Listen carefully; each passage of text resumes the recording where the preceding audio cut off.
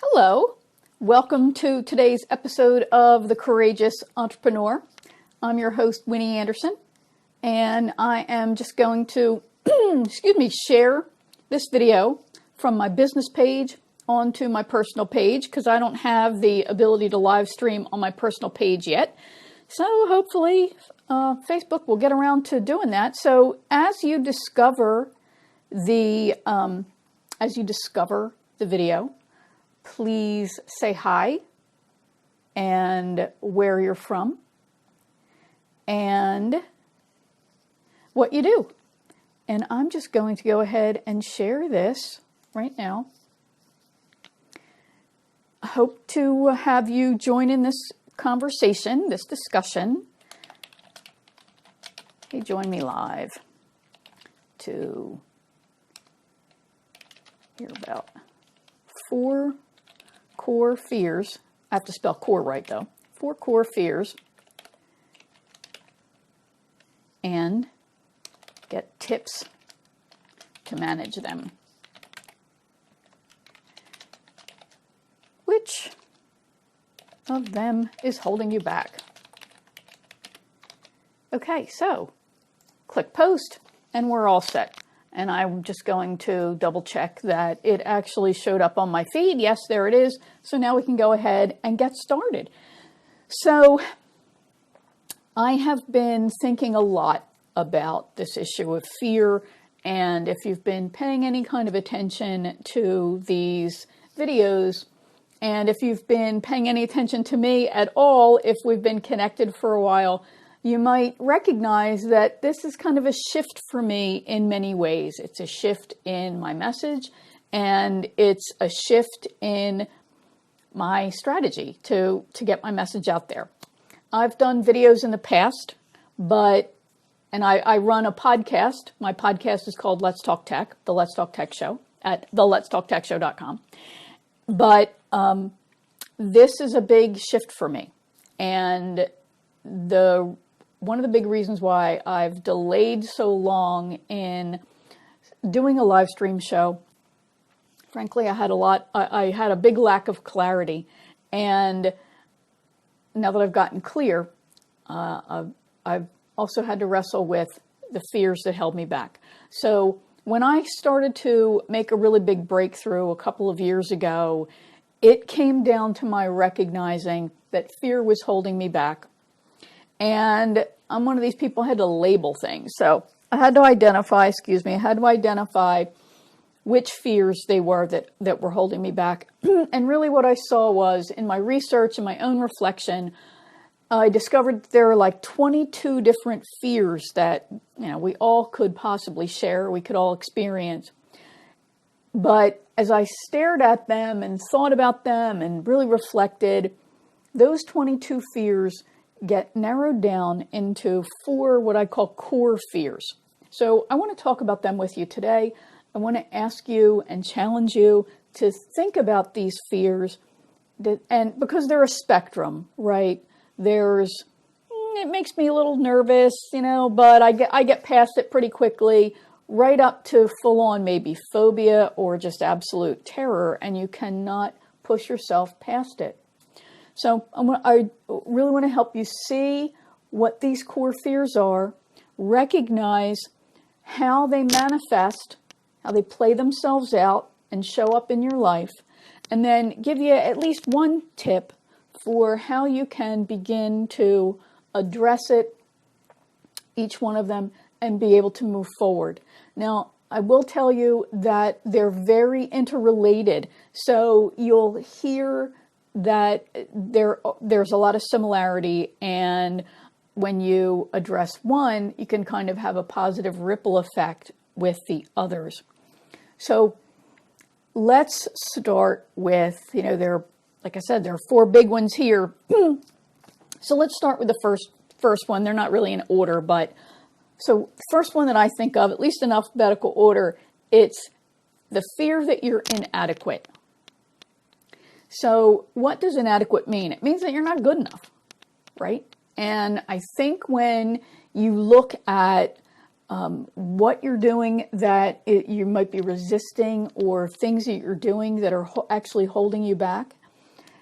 If you're afraid that you're going to be found inadequate or that you are not good enough, you are going to do things like undercharge. Because, hey, how can people get mad at you when you're not charging them a whole lot of money? You'll feel that you're not good enough to charge higher rates.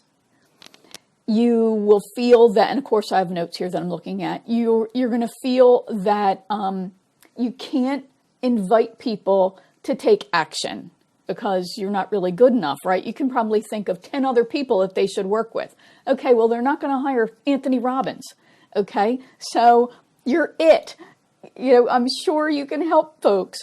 So you're not inviting people to take that next step, whatever that next step is. Or, yeah, that's really it. You're not inviting people to take the next step. You're not saying, so are you ready to get started? Here's how we can work together. Here's what I offer. You let people really take too much of your time and energy with free information.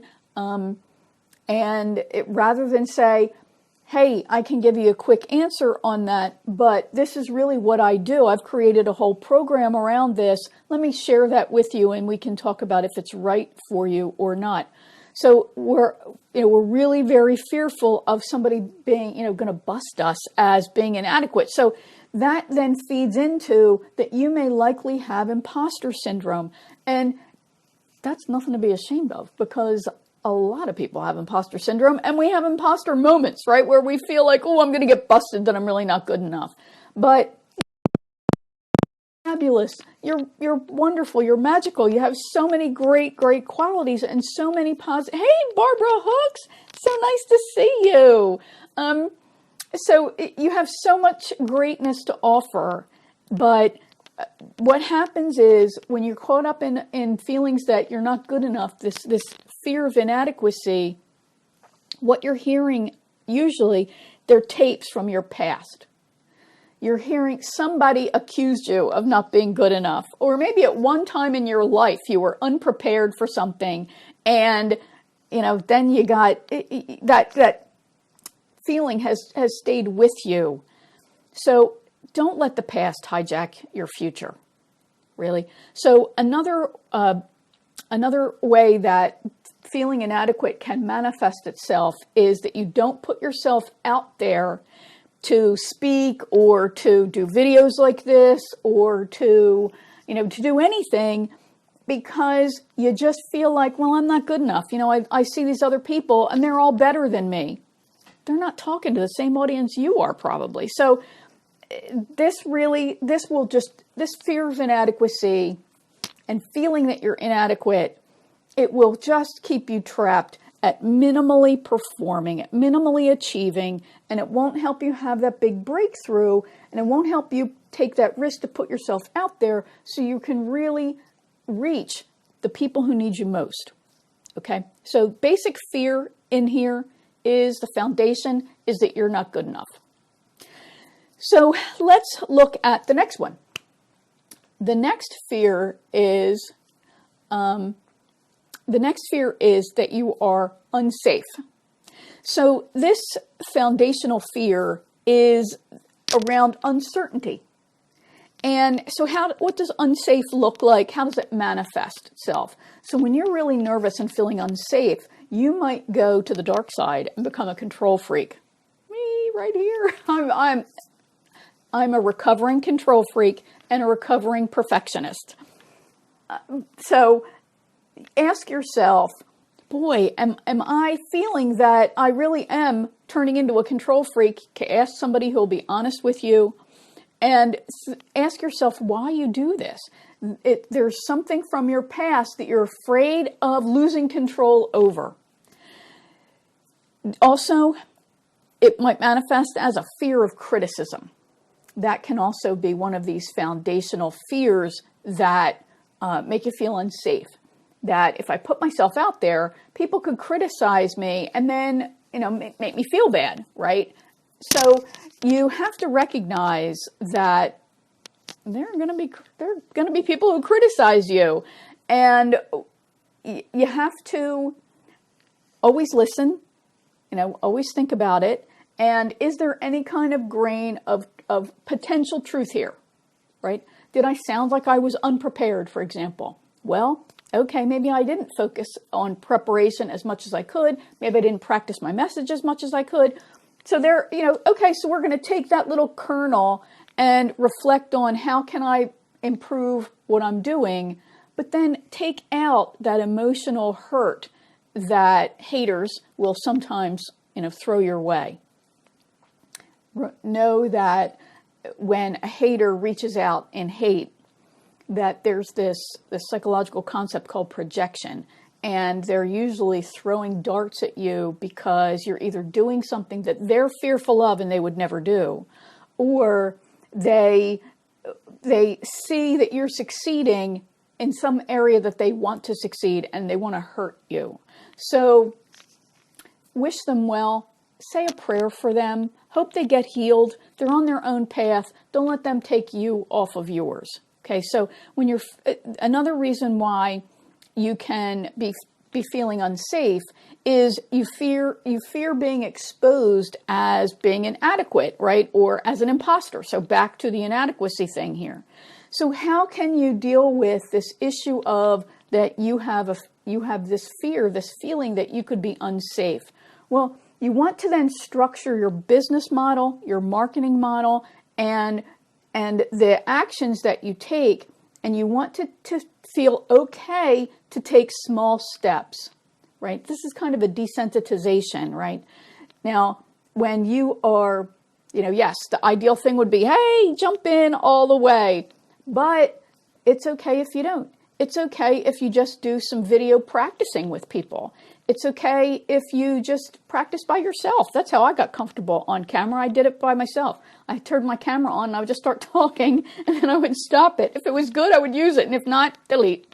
So think about how you can take these small steps and then celebrate every small step you take. Don't say, oh, but I only, or I just say, I did it and yay for me.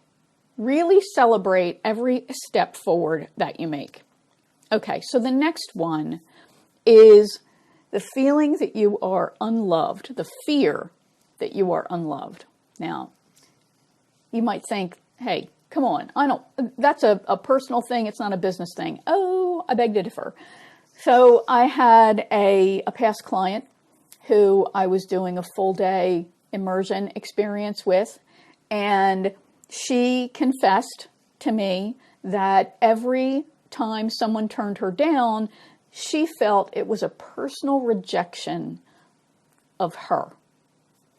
Of course, this is going to be hurtful, and this then is going to result in, boy, I don't want to put myself out there again because I don't want to risk rejection. I don't want to feel unloved. And I'm with you, sister. Come on. That's a natural human issue. So how this will manifest itself, right, comes down to a fear of rejection. So, of course, you're not going to put yourself out there. You're not going to be making offers. You're not going to invite people to take the next step. You will not take risks, right? You're not going to do video. You are probably not going to have a lot of sales conversations with people. You're not going to get yourself in a situation where you could do something that would then be rejected. Maybe you get upset every time you see an unsubscribe from your newsletter list. This can manifest also by you trying to please everyone, and that never works. It also manifests with you trying to serve everyone. So you're resisting narrowing and choosing, that old choose a niche. You're resisting that. And can I tell you, this was me too. I didn't want it because I had such broad experience. I didn't want to choose one area. And I'm thinking like, hey, I just need a client. I'll do anything, right? Which is so not true. So not true. As a former recruiter, I used to hear people tell me, I'll do anything. I knew they would not. No, they wouldn't. So this issue of trying to please everyone will only bring you into misery. And it keeps you from really stepping into your greatness in your genius zone and letting your great gifts shine. So to deal with this issue of being unloved, I'm going to give you 2 tips. So one is, if you have not read the book Think and Grow Rich, I want you to do that, because there's this concept in there that is fantastic. And it's this concept, it's hard to do, it's hard to learn, but it's really powerful. It's detached from the outcome. What this means in a nutshell is that your self-image, your self-esteem, your self-worth is not going to be connected to the outcome of what it is that you're trying to do. This means that you can't not be loved. You are loved, right? My husband is not going to love me less because I didn't make a sale today or yesterday, right? My husband is still going to love me if my next book does not get written in 3 weeks, right? So I'm not emotionally attached to the outcome. In a sales situation, a conversation where you hope to enroll someone to working with you, understanding that when they say no to you, 1, that's data, and 2, they're in all likelihood saying no to themselves. They're saying, I'm not ready for the opportunity that you just offered me. So I feel sorry for people who aren't ready. Now, that does not mean that you don't want to reflect and say, hey, could I have made that explanation better? Could I improve that document? Could I improve my messaging? Absolutely. But it says that even in looking at that, you're not going to kick yourself and hurt yourself by saying, well, I was stupid for writing it that way, or what a jerk that I presented that offer in that way. You presented it, it did or it did not get accepted. You reflect, what can you control? And then in the next conversation, the next experience, you're going to be that much better and that much more ready. So the other piece here about this feeling of being unloved and this fear that you'll be unloved is, I've talked about it in the past, that you're looking for love in all the wrong places. You have to start by having the faith and belief that you are love. Love is inside. You know, right, from dating, you know that when you chase that which you don't have, you'll never catch it. But when you recognize that what you have is already here, and it's a matter of letting it grow outside of you, come out of you, then it's magnetic and attracts people to you. So if you're looking for love in all the wrong places, and you're looking for love from clients or in your business, then you want to make sure that you address this. Hey, John Byler, that you address this issue, because while it's great to love the work that you do, I have a friend who said your work should love you back. It should be a giant love fest. So really, for addressing this issue of I feel unloved, you want to find that love within yourself and share that with yourself and let it grow outside. Okay, so the fourth, quickly let me share just the three core fears, right? Hey, John. So first was inadequate. Next is that you feel unsafe. Next is that you feel unloved. Okay. The fourth fear is the worst one, in my opinion. And that's that you have the secret fear that you're unworthy. And if you have a fear that you are unworthy, that you're undeserving, this is the fear of all fears, in my opinion. Because what you're telling yourself is that you can never be good enough, that you can never be safe enough, that you can never be loved, because you don't deserve any of those things. That you don't deserve success, that you don't deserve people who love you, you don't deserve clients who love you, you don't deserve any of these good things. And that's just not true. So let's look at how feeling unloved or feeling unworthy will play itself out in your business life. One, chronically low pricing, giving stuff away for free, and just really underpricing, undercharging. Next is you work with poor clients. Poor is in the eyes of the beholder. Poor to you might not be poor to me. Here's my definition of a poor client. I don't work with people who are mean anymore. I used to. If I want to work with people who are mean, I'll go get a job. So if you feel that that person is being mean to you, they are, and they're a bad client. So that falls under the heading of abusive clients too, right? I've had clients who are unprepared in the least, people who don't pay on a timely basis, people who want way more than the quotation, the proposal, the parameters of the work project, the scope of work. You then will overwork yourself. It's like self-abuse, really, to be honest with you, because you're trying to prove that you're good enough, that you are deserving, etc. You also don't put yourself out there because you feel like, hey, I don't deserve to be a speaker on a stage. I don't deserve to be interviewed on a show. I don't deserve to be recognized for the quality of my work and my achievements. So this issue, this root fear, I think is the absolute worst.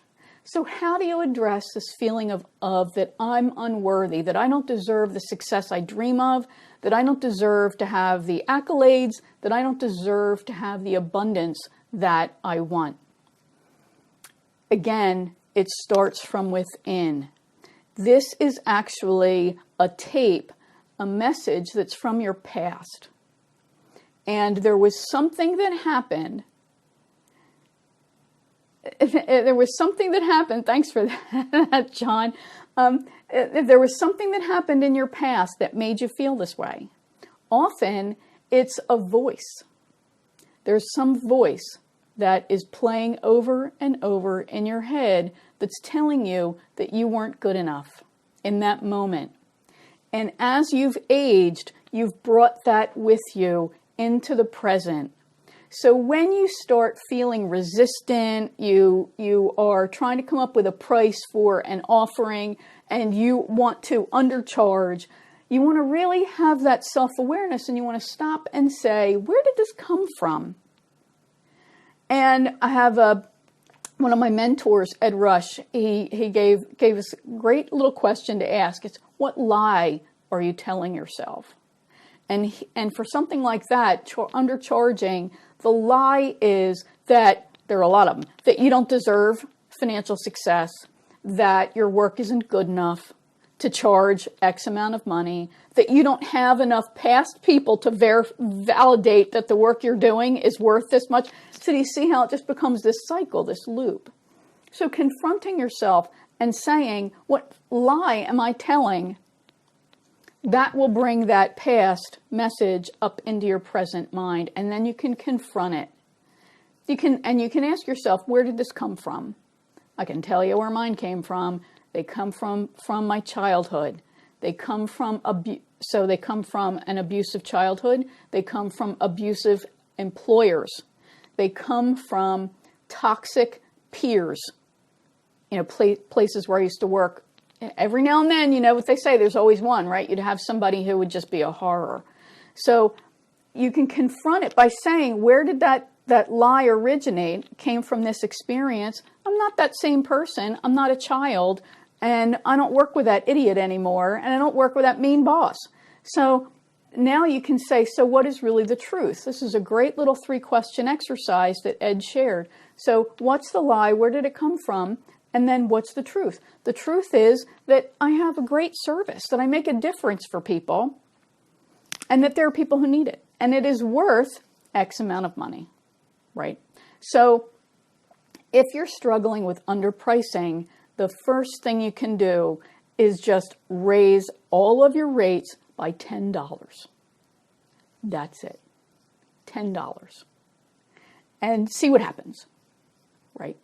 And now I feel good at $10. Now I'm going to raise my rate $20 more, right? until you start getting up to the true value. Now, there's a lot of stuff that goes into effective pricing, and I'm not going to go into all those details here, but you've got to get comfortable with this idea that you are worth much more.